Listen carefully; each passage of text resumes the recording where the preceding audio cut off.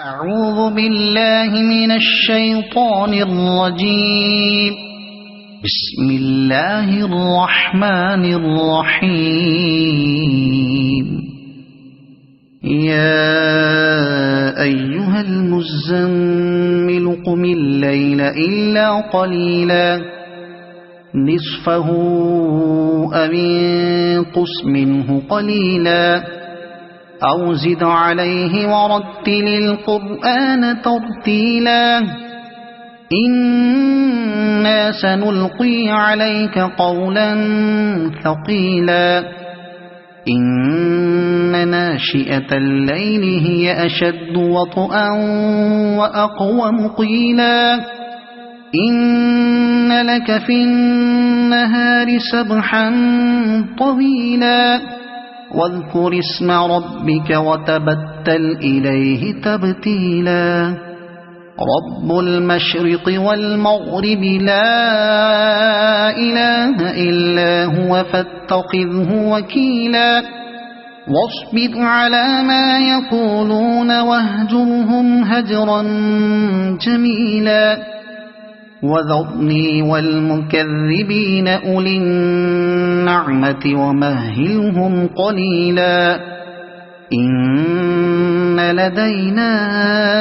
أنكالا وجحيما وطعاما ذا غصة وعذابا أليما يوم ترجف الأرض والجبال وكانت الجبال كثيبا مهيلا إنا أرسلنا إليكم رسولا شاهدا عليكم كما أرسلنا إلى فرعون رسولا فعصى فرعون الرسول فأخذناه أخذا وبيلا فكيف تتقون إن كفرتم يوما يجعل الولدان شيبا السماء منفطر به كان وعده مفعولا إن هذه تذكرة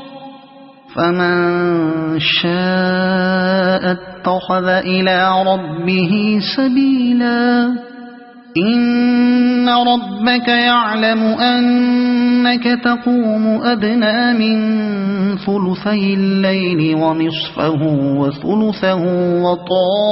وطائفة من الذين معك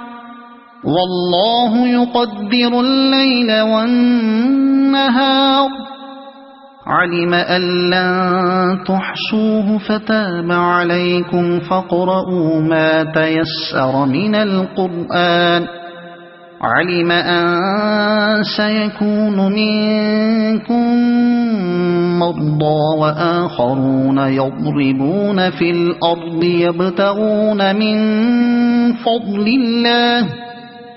يبتغون من